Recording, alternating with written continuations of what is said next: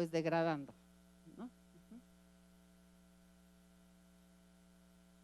Aquí está la exfoliación que les comentaba, como que se separaron las capas de la mate. Ujú.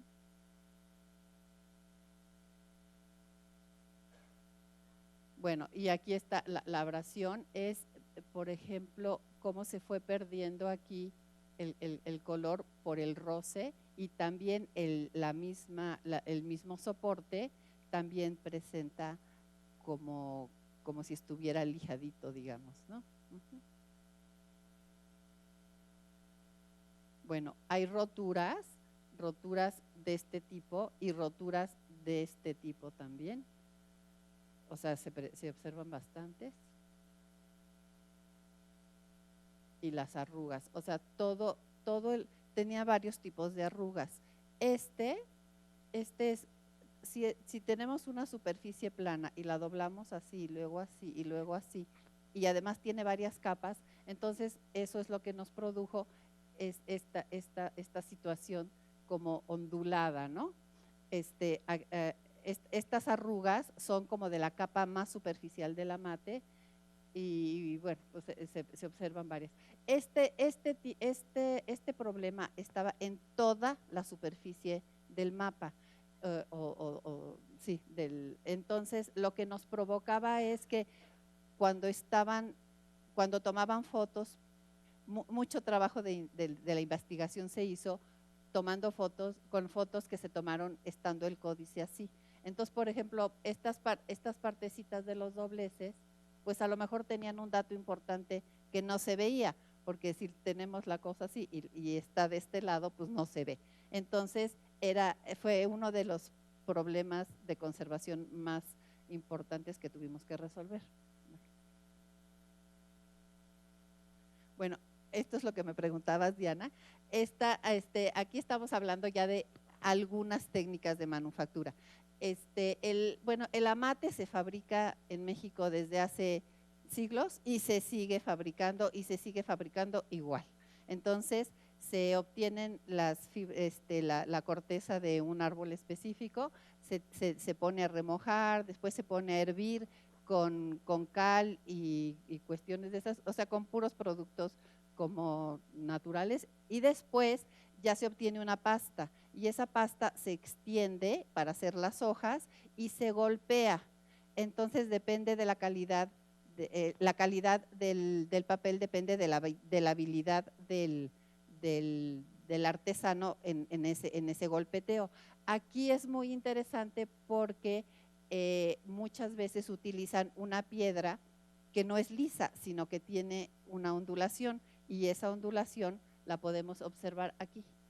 Esta es, y se llaman las huellas de piedra de golpe. La que sigue.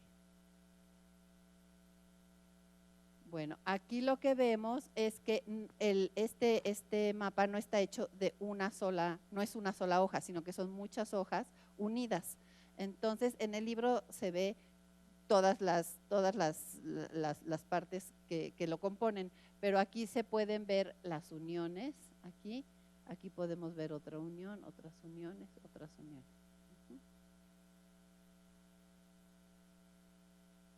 Aquí es interesante también que a veces estaba la hoja completa y no es que sea un traslape, simplemente se puso un parche y entonces, y sobre eso se trabajó.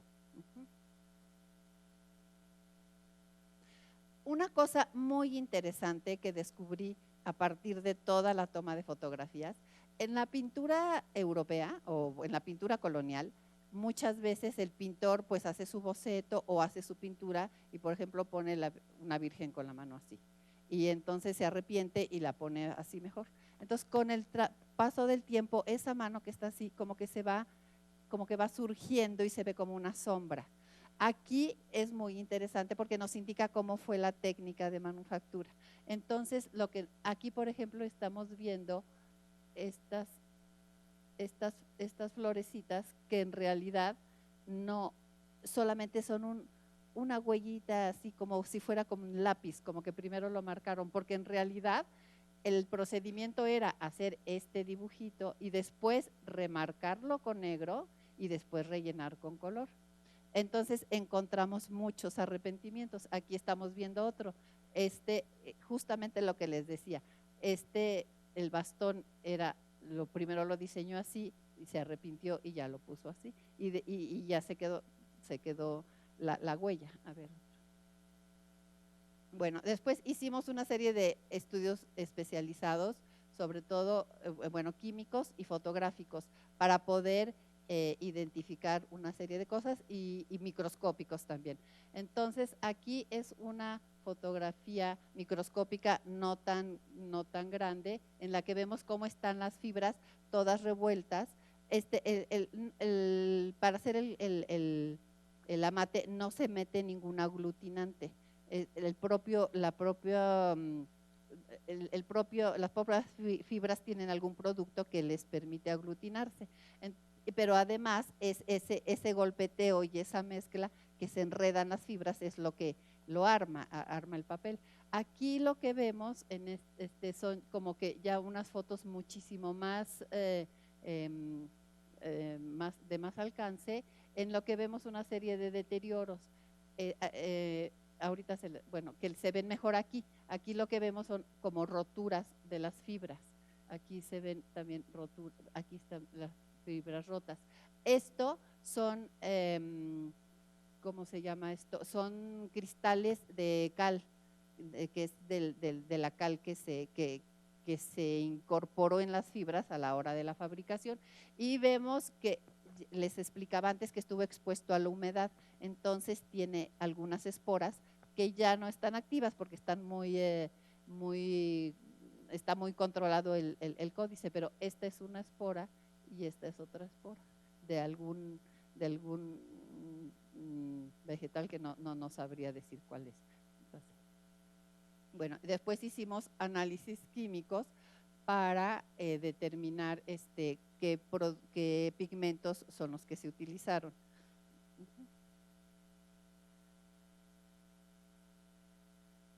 Entonces aquí fuimos, sí, lo vamos a pasar rapidito porque, bueno, pero aquí fuimos viendo qué tipo de, no tanto, qué tanto de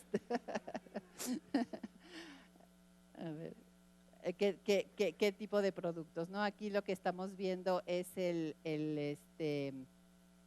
amarillo y aquí el rojo. Aquí lo que vemos es parte del amate. Y bueno, encontramos como una conclusión a reserva de que se puedan hacer estudios con técnicas más avanzadas, pero lo que encontramos es que son productos estrictamente prehispánicos. No hay ningún producto, ningún pigmento que haya sido ya utilizado durante la colonia, salvo 2 colores, pero son muy específicos y ahorita se los comento. A ver. Bueno, esas son las muestras. Ya. Bueno, y aquí hicimos estos estudios con las luces especiales, que es lo que nos permitió identificar como concentraciones de color, concentraciones de papel, etcétera, etcétera, ¿no? Y con la combinación de estas luces es lo que nos permitió después reconstruir el mapa de manera digital. Aquí sí, un paréntesis que sí quiero comentar, que tratamos de ser, bueno, no tratamos, fuimos muy respetuosos con el mapa, porque pensamos que como no podíamos meternos directamente a intervenir el mapa o a reintegrar el mapa.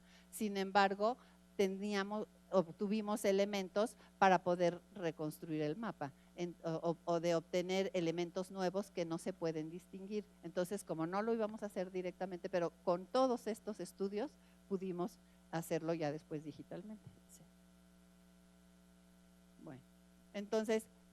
Bueno, entonces aquí sacamos como un catálogo de los aquí están señalados. ¿Qué pasó? Este es uno interesantísimo. Yo digo que es como, bueno, no sé. Este es lo que se ve ahorita en el mapa.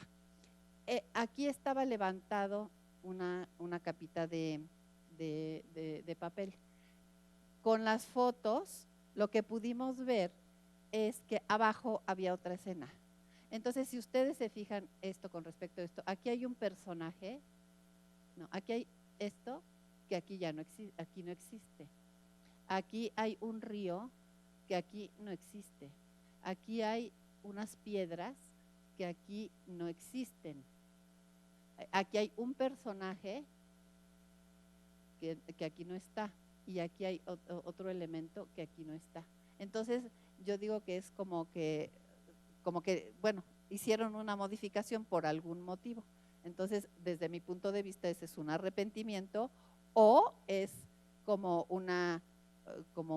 como clausurar cierta imagen y sustituirla por otra, cualquiera de las dos. Pero fue muy interesante y eso lo logramos en base a puras fotografías y luces. Bueno, aquí ya les voy a mostrar más o menos así todos los arrepentimientos que fuimos encontrando aquí en la pierna, aquí en el arco. Aquí este personaje, yo digo que es un arrepentimiento porque es lo mismo solamente y está repetido. Simplemente lo dibujaron y después lo volvieron a dibujar aquí. Aquí otra vez el sentido del bastón. Aquí el perfil de la cara. Aquí las volutas del humo. Aquí la posición de los volcanes. Inicialmente hubiera sido aquí, pero ya lo hicieron aquí. Aquí lo de las piedritas y aquí el personaje iba a ir más arriba. Lo interesante es que todo esto es únicamente en base a observación. Aquí el camino iba a ir en este sentido. Bueno, otra cosa muy interesante fue este catálogo de perfiles que yo no vi que estuviera estudiado, que no lo estudió nadie. Entonces hay tres, en la zona donde hay piedras, están estos perfiles. Y no sé, bueno, obviamente yo no sé qué significan porque yo no me meto en estas cosas, pero pues ahí están, a ver qué significan, ¿no? Entonces eso se pudo identificar. Y es en las zonas junto a los caminos o donde hay piedras. Entonces aquí este es un perfil, este es otro perfil, una nariz, este es otro y este es otro.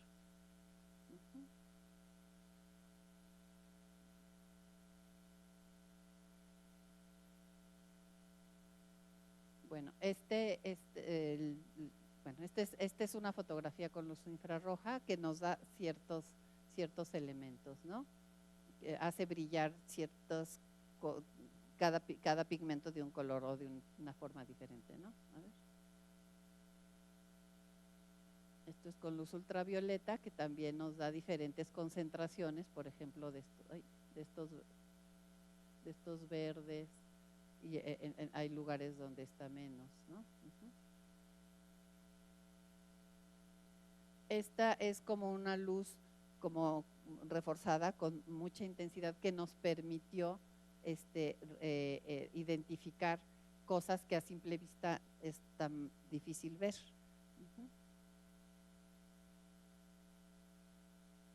Entonces aquí ya vamos, esta imagen, por ejemplo, con todo ese tipo de luces pudimos, por ejemplo, esto no se ve a simple vista, estos nopales tampoco.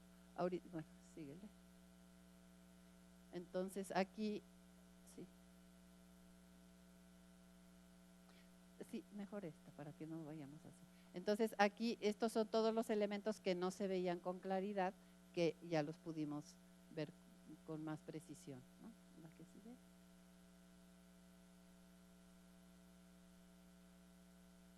A ver, más, pícale para que no vaya uno por uno. Ahí está. Entonces todo esto pues no se veía bien. Síguele.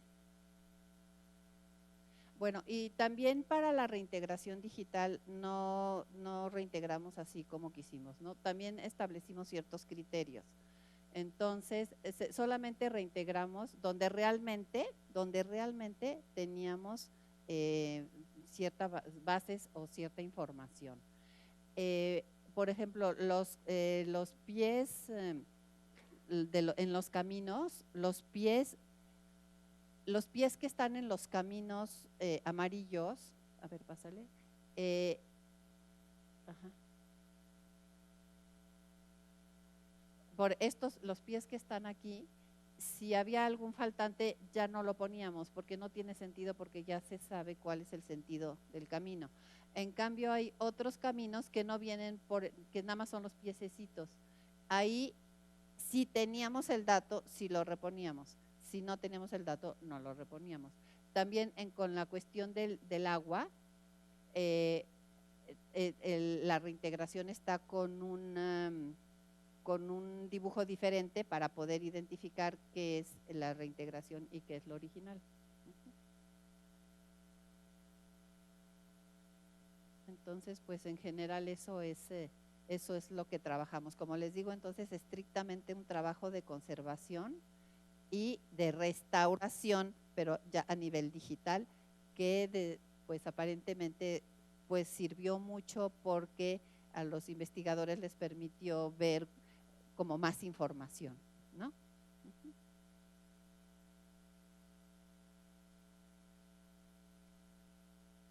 Y en el libro sí aparecen, aquí no lo puse, pero aparece esta fotografía con la original, donde pues se puede comparar perfectamente el original de la reintegración.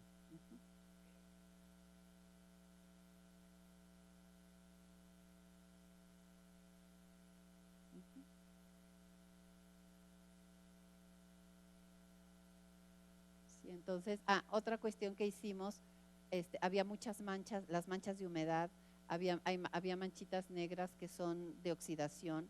Todo el fondo lo limpiamos para que se pudiera reconocer mucho mejor y no estorbara la lectura del códice o del mapa.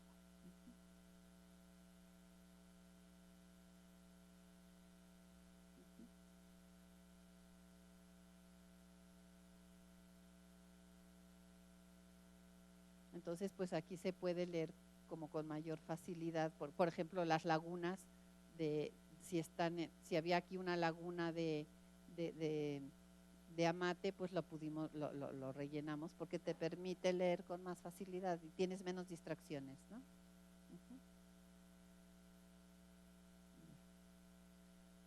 Pues esos son los criterios que les comentaba. Por ejemplo, pues no se reintegró porque aquí ya no teníamos ningún elemento.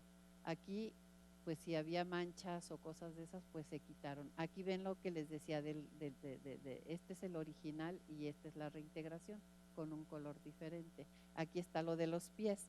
Aquí, pues no tenemos ninguna huella, pero el sentido se ve perfecto, pero pues no lo reintegramos, aunque es obvio que debería de haber alguno. Y aquí no se reintegraron tampoco porque también es obvio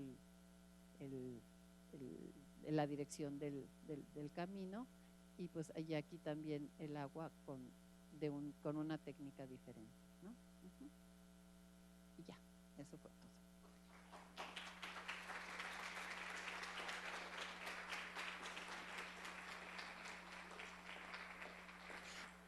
Una cosa que me faltó decirles, a ver, vete a una. Yo les comentaba que sí hay dos colores que son de la época colonial. Entonces, uno corresponde a 3 nombres que están en español. No tengo aquí la foto, pero bueno, es el nombre de Cuautinchan, de Tecali y de Tepeaca. Esos nombres están escritos con tintas ferrogálicas, que son totalmente europeas. Y a ver si te vas un poquito, a ver, date un poquito. Necesito la parte derecha del códice donde, bueno, y también yo leí, yo creo que en los textos de Keiko, que hubo algún momento en que este mapa lo utilizaron para demostrarle a los españoles que era propiedad de ellos. Bueno, para mostrar que era su territorio. Entonces hay una área del lado derecho en donde hay unas líneas que son líneas como de límites de tierra. Y esas también están hechas con tintas. La otra, sí.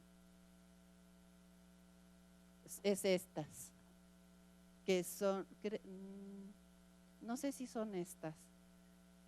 No, este es un edificio, no, pero son líneas, a ver, síguele, a ver si la encontramos. No. Aquí están. Aquí están. Sí, pero son líneas muy rectas que marcan delimitaciones de terreno. Ajá. Esas son las únicas y que debieron ser ya colocadas mucho después de haber, o no sé si mucho, pero después de haber hecho el documento, porque es ya con tintas de otro tipo, ¿no? Europeas, pues.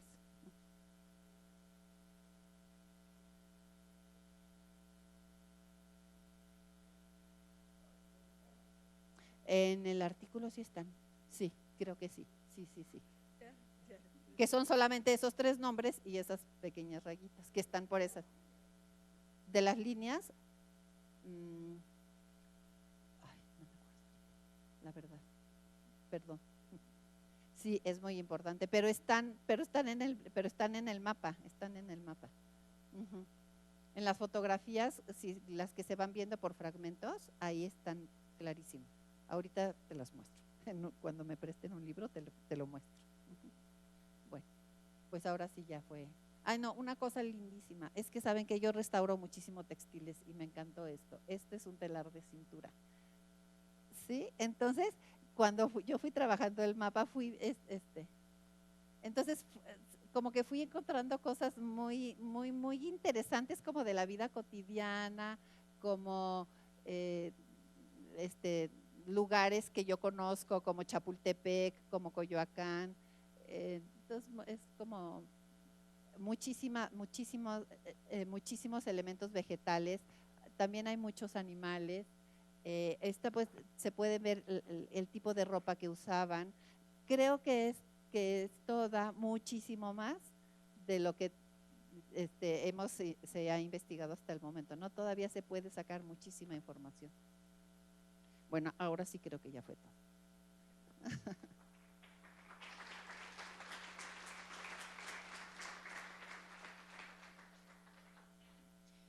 Si alguna persona tuviera una pregunta. Creo que dijiste que tintas ferrogálicas tiene 3 nombres, ¿verdad? Tepeaca, Tecali y esos 3 nombres, okay. las 3 palabras, que están escritas además en español, en castellano, pues.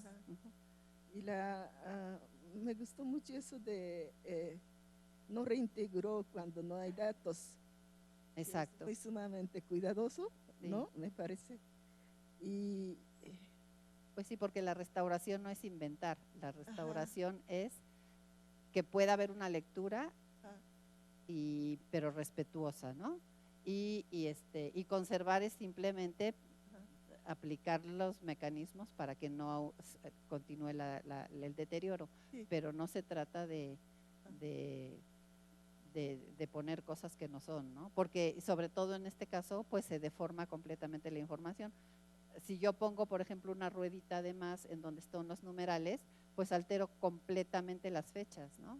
Entonces, no, solamente que tuviéramos el dato.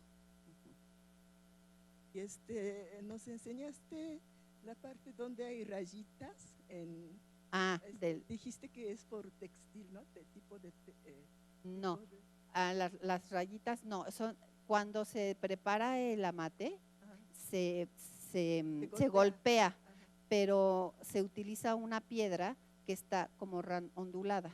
Entonces están marcadas, se llaman las huellas de golpe. Okay. Creo que me acuerdo haberlo visto un poco más hacia abajo de lo que Hay en enseñaste. varios lugares. Ajá, y yo pensaba que los dibujantes ponía una base de madera que tenía raya y por eso Ah, pero no, no es eso, ¿ah? no es No es eso. Al ajá, contrario, es ajá, provocado, sí. provocado Si por la la base piedra. es plana, Ajá, se pone madera, se pone ahí la pulpa y después se golpea ya. para unir las fibras. Ajá, entonces Exacto. no es cuando estaba pintando sobre No, el lienzo. no, no, no. Bueno, y otra duda que tengo es, dices de reintegración digital. Ajá. Ahora, el estado en que se encuentra o se encontraba, bueno, yo lo conocí y usted también explicó de cómo está cocido y maltratado en alguna parte. ¿Ya se hizo la reconstrucción material o no Lo que no se debe de hizo, hacer? lo que no, sí hasta, no, son trabajos de conservación. Lo que se hizo es hacer un bastidor de madera, de cedro, tensar una tela de lino y sobre esa tela de lino, bueno, primero hizo todo el trabajo de volver a su plano, ¿no? De quitar todas esas arrugas y después se cosió en ese bastidor. Entonces ahora ya está perfectamente fijo, ya no se mueve, pero por ejemplo, las lagunas o los faltantes de material constitutivo, o sea, de amate, no se rellenaron. O sea, no se hizo absolutamente nada sobre sobre la obra. No se consolidó, no se reintegró, nada. Solamente se devolvió su plano porque eso le estaba afectando, se limpió el polvo, tan, tan, y se montó de tal manera que ya no tenga movimientos y ya no se siga rompiendo. Eso es lo que se hizo a nivel de conservación. Me acuerdo bien, pero creo que estaba como sobrepuesto el amate sobre lienzo europeo o algo así, pegado, No, cosido. originalmente Ajá, el códice o el mapa en sí ajá, es papel amate. Eso amate. es todo. Ah, Lo que ok. pasa es que lo tenían cosido en una sábana, de hecho. Sí, Y eso se lo quitó claro, para reconstrucción. claro, Ah, ok. claro. Para devolverle el plano y después para montarlo de manera adecuada en ese lino con hilo de seda, muy delgadito, pero muy delgaditito. Ok. Ujú. ¿Esta sábana más o menos de qué siglo es? Era de ayer, o sea, contemporánea. Ok. Sí, sí, sí, Bueno, creo que es toda la duda y muchas gracias. sí. En realidad no mucho, como pudo haber sido como un mes, no mucho. Lo que nos tardamos más, en la digital, esa sí nos tardamos como 6 meses. La restauración digital como 6 meses, pero el trabajo sobre el códice muy poquito, porque realmente se le hizo lo básico. Pues felicitarla por su trabajo, sí, porque es ahora sí una tarea muy ardua, la restauración de un códice. Pues realmente viendo su trabajo, ¿qué recomendaciones nos haría en relación cuando lleguemos a encontrar algún códice, algún mapa o algunas imágenes? Claro, sí, porque suele suceder, ¿no? Llega alguna población y dice, mire, tengo este mapa o alguna imagen, ¿no? Porque hay diferentes materiales, ¿no?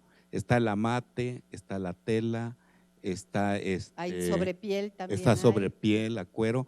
Entonces, ¿qué recomendaciones nos haría Pues la pues, para primera, poder eso? hablarle a un especialista, la verdad. Porque si le queremos empezar a hacer cosas, no sabemos cómo y podemos perder la pintura, podemos perder datos, ¿no? Por ejemplo, este códice en particular, cuando yo lo trabajé, cuando hicimos los estudios, vimos que ya estaba consolidado y le metieron un polímero, una cuestión ajena. Entonces, ahora ya es difícil identificar, por ejemplo, si tiene algún aglutinante natural o no. Entonces, la verdad es muy importante que se vaya con un especialista, incluso con el INA, ¿no? Pero tiene que ser un profesional quien lo pueda ver, no manipularlo demasiado, no exponerlo a la humedad, no exponerlo a los rayos solares, porque altera.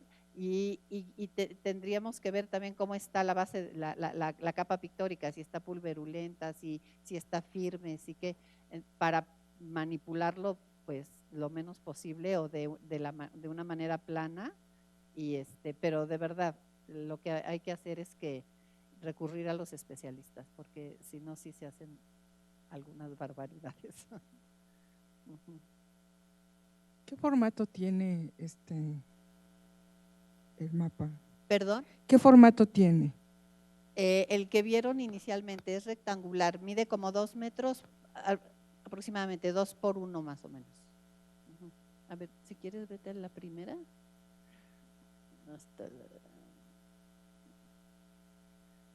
Ahorita se los muestro. Sí, para que lo vean.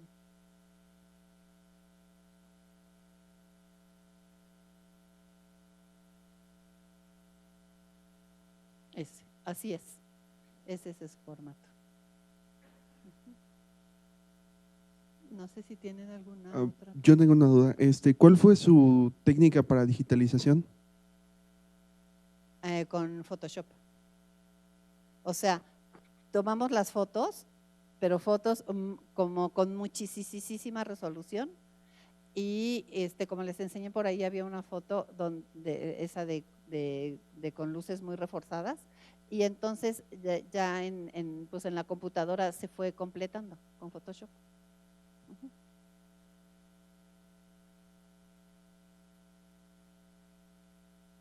¿Dónde se encuentra el mapa, el original, actualmente? Pues es de la familia, entonces no te podría decir sí.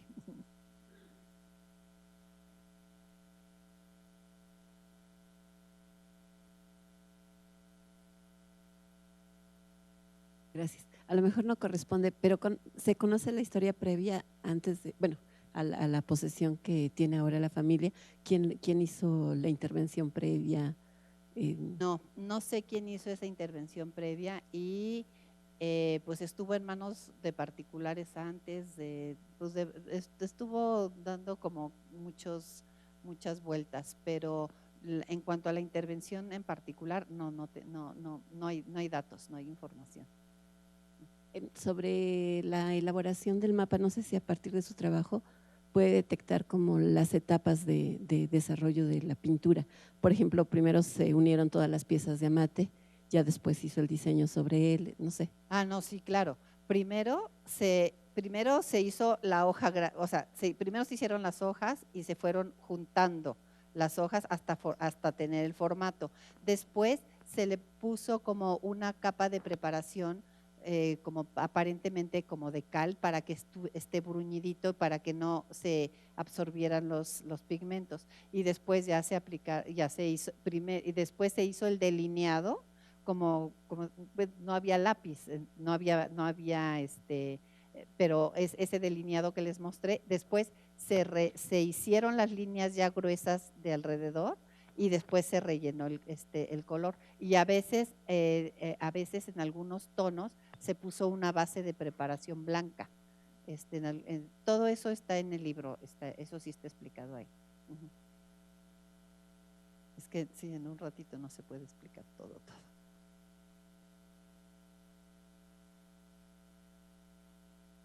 Acabamos. Gracias.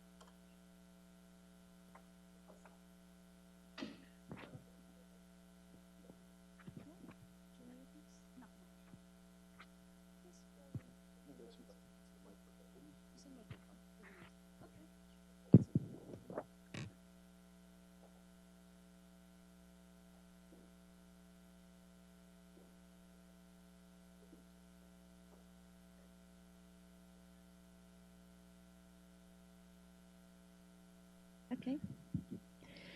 Nuestra siguiente conferencia, primeros planos y trasfondos del mapa de Cuauhtinchan número 2, y está a cargo de Jace Weaver y Laura Weaver.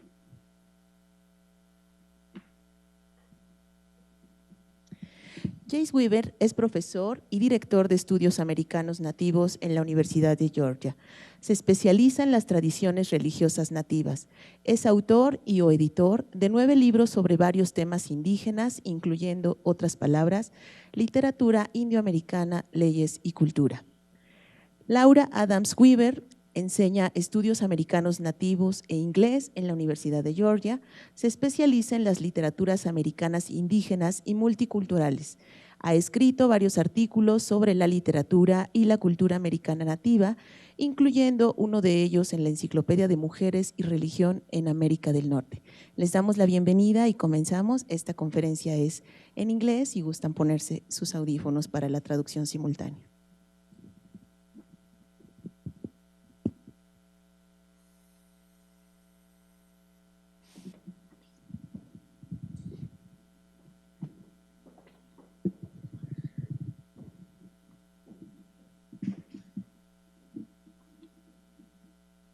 Good afternoon. Good afternoon. I'd like to welcome you, and I'd like to also just briefly give our thanks first to David Carrasco for bringing us into this project in the first place, and for Silvia Rodriguez for hosting us and for taking care of all the arrangements, and Romero Martinez and the staff of the Museo Amparo, who has made us feel very welcome.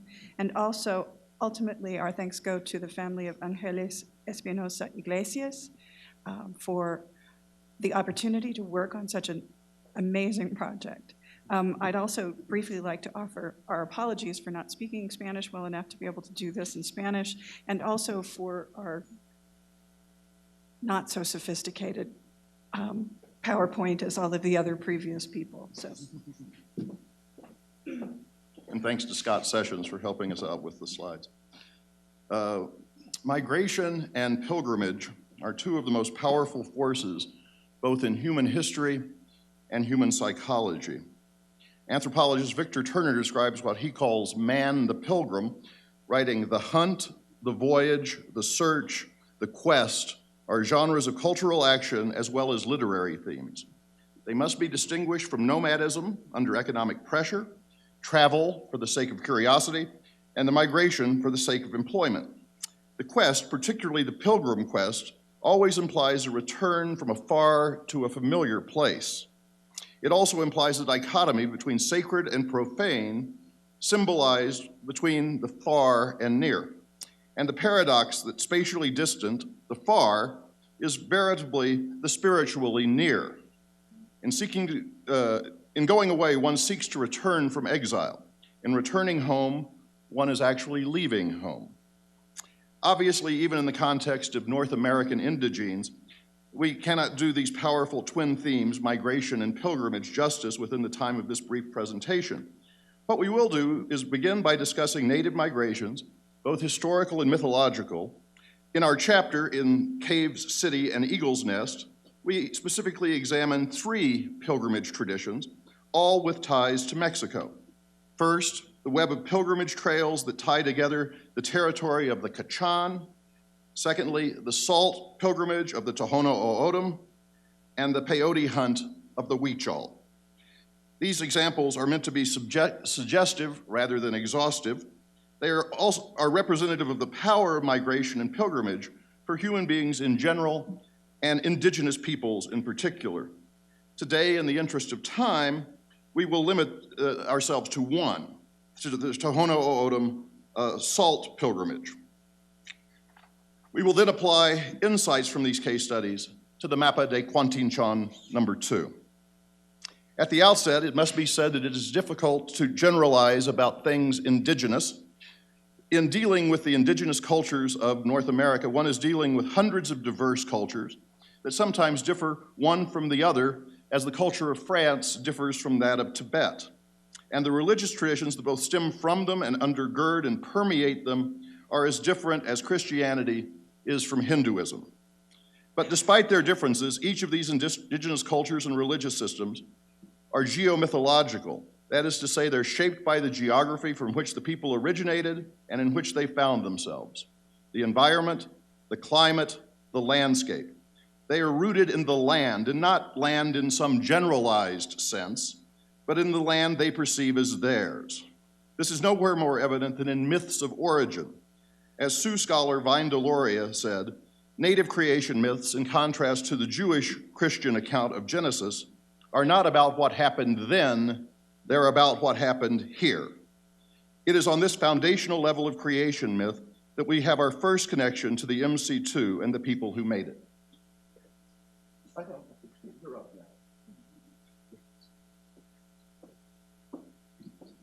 Every native people has some form of origin story. Some have more than one, and these are not always easily recognizable. These myths come in many forms. Creation might be sung into being, as it is among the Maidu of California. The creator might think the world into being, as Awanawalona did for the Zuni of Arizona. Rarely do native traditions concern themselves with stories that explain the creation of the whole universe. Such accounts reflect a creation ex nihilo, a creation out of nothing, when imagining the beginnings of this world. By contrast, in indigenous traditions, all the elements of creation are usually already present, merely awaiting their use by the creative power. Although there is much diversity, though, two types of stories tend to predominate in North America: the earth diver myth and the emergence myth. In earth diver myths, the entire world is covered by water, some primordial aquatic creature, a muskrat, a beaver, a water beetle, whatever, usually after failed attempts by other animals, dives down beneath the waters and brings up a little bit of mud. This mud is then spread out to form all the Earth's land mass, after which the world is populated by human beings and land animals. In keeping with the geomythological character of these cultures, earth diver myths tend to be found among peoples originating in environments where water is very abundant. After all, consider how the mythopoeic imagination works. Mythopoeic imagination works. What sense does it make to posit a world created entirely out of water when you live in a place where water is a scarce and precious resource to be carefully managed? The other principal type of creation myth, emergence myths, tends to be a dry land story. In these accounts, the people and other living beings exist in a world, sometimes successive worlds, underground. It's an image of creation at birth, as birth, the people emerging literally out of the ground, out of the womb of the earth. This is what we witness among the Quatinchanlaca, as we observed represented in MC2, Chikomostak, the 7 caves, the place of origin from which the tribal leaders emerged. After this emergence, the peregrinations, the migration depicted in MC2, begin. Before we move to the consideration of migration, we must rest for a time here at the point of origin, of creation. A moment ago, we asked you to consider how the mythopoeic imagination works. 2 important points must be made here. The first point is that peoples, in one sense, tend to mythologize the practical, the historical. Today, in the United States, the Pueblo peoples of Arizona and New Mexico tell emergence creation myths. In that arid environment, in keeping with the geomythological character of indigenous cultures, this makes perfect sense. Yet there is a deeper level underlying the simple environmental explanation. The ancestors of the Pueblo were the Anasazi, a group known by a name given to them by the recent Athabascan immigrants, the Navajo and Apache. And their name means ancient ones. The Anasazi originally lived underground in pit houses. In the harsh climate of the Southwest, this was eminently practical. Such dwellings provided a year-round temperature-controlled environment, warmer in winter and cooler in the summer. Over the course of time, these people moved to above-ground living. They retained, however, their pit houses as sites of ceremonial activity. These chambers, known as kivas, are still used by Pueblos today. They continue to provide climate control, and they keep the rituals conducted there out of public view.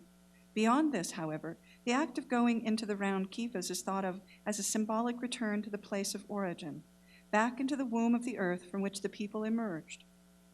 A hole in the kiva, called a sipapu, is recognized as the point of emergence. Of course, in a very real sense, it is also going back to a place where the people actually did live in ancient times. It is a literal return home. We mentioned above that tribal nations often have multiple creation stories, just as the Nahua tell of differing accounts of emergence from Chicomostoc and migration from Aslan. Contemporary Choctaws in Oklahoma and Mississippi tell two distinct versions of their origins. As Tom Mould explains, according to migration story, the Choctaw originally lived in the West and migrated to Mississippi by divine providence. In the emergent story, the Choctaw and often the other native tribes of the Southeast were created and led out of the mound in Mississippi by divine providence. The first focuses on how the Choctaw came to live in Mississippi. The second, how the Choctaw were created as men and women, I should add. Despite the difference in focus, outside scholars and Choctaws alike have noted the contradiction in the two stories, and that's an end to his quote. Most often, the point of emergence is said to be Naniwea, an actual cave located in Mississippi. The earliest Mississippi Choctaw migration account, cataloged by Mould, dates to 1899. It's impossible to prove absolutely, but the original migration story does in some sense reconcile with the archaeological evidence that the original people who became Choctaw once they reached Mississippi had begun earlier in the south and a little to the west. But we also believe that such stories post-date removal as a way to mythologically account for the bilocation of the Choctaws that resulted during the removal. The Cherokee and the Choctaw, along with other southeastern tribal nations, were removed from their territorial homelands to the trans-Mississippi West in 1830s. They went to Indian Territory, present-day Oklahoma, neither as questing pilgrims nor as willing immigrants. Rather, they were subjected to a genocidal reverse exodus by the United States government. As a result of this forced migration, they were deprived of numerous sites of memory, of a numinous landscape populated by places that have absorbed the power of the people who have been there and the events that have happened there. The twin Choctaw creation myths, migration from the West and emergence in the East, thus reunite the beginning and the end of the Trail of Tears. Mould overstates the singularity of the Choctaw, though, when he writes that they have, quote, often been described as unique in that they have two distinct stories of their origin, end quote. The Hopi, like other Pueblo peoples, relate an emergence origin, but they also have a migration story. The differing accounts are believed to reflect the fact that the people were the coalescence of different fragmented groups. In like fashion, the Cherokee preserved divergent creation accounts. In common with other members of the Iroquoian language family, they attribute world beginnings to an earth diver myth. At the same time, the so-called Vision of Elo, the grand sacred history traditionally told at the annual New Year's Festival of Green Corn, states, "When we lived beyond the great waters, there were 12 clans belonging to the Cherokee tribe. Today, the Cherokee are 7 clans, 5 having been lost in the migration. While it's easy to attribute this myth superficially to some relationship to the supposed migration of the first people to cross the Bering Strait land bridge to settle on this continent, which is one explanation, more probably it reflects a racial memory of movement away from the other peoples of the Iroquoian language family, where the Cherokee people originally began up in the Northeast, what is today moving into what is today the American Southeast. The Cherokee are the southernmost anchor of the Iroquoians. It is what Jones and Falk accurately label an untraceable antiquity. At the recent opened National Museum of the American Indian in Washington, an exhibit on the Cherokees includes a video loop, which concerns the recovery of the Cotulla Mound in North Carolina by the Eastern Band of Cherokee. The Cotulla Mound is sometimes called the Mother Mound of the Cherokee. It was the location of the principal council house of the Cherokee, within which the hearth of the sacred eternal flame burns. It was said that if that fire ever goes out, the Cherokee will cease to be a people. The mound was not built by the Cherokee, since they migrated from the Northeast. They found it already constructed when they migrated into the region. It was lost from Cherokee hands at the time of removal, though the flame was kindled and transported physically along the Trail of Tears to their new home in the Indian Territory. In 1997, the mound was repurchased by the Eastern Band. In this video, James Bird, a member of the Eastern Band, states that some say that the mound is the emergence place of the Cherokee into the world. Taken literally, this is simply incorrect. Although there is a Cherokee migration myth, as we noted previously, the Cherokee are an earth diver people, not an emergence one, though we do not doubt for a minute that some at the Eastern Band Reservation believe the latter. The Cherokee did not migrate into the area until around 1200. They did not build the mound, the Mississippians did. The Cherokee simply found it, recognized this high place as a site of power, and adapted it to their own use. There is absolutely no evidence in the ethnographic record to indicate an emergence from Katua. This mound was originally about 65 feet high, but in the 1920s, the white farmer who owned the property at that time bulldozed it to make it easier to farm. So, this story about the emergence, on a more fundamental level, however, this literal reading misunderstands what myth does. And this is the second critical point to be made about origination myths. Myths distill and unite metaphorical and practical dimensions of reality. Origin myths are not about the creating of the entire cosmos or the whole world, even when they appear to be. They are about the creation and identity of a people and how they came to be in their place in the world. The story told by MC2 is, in its essence, quite clear on this. We state that the Cherokee are an earth diver people, that they have a migration myth, that modernly some of the Eastern Band believe in an emergence from the Katua Mound, and that those in the last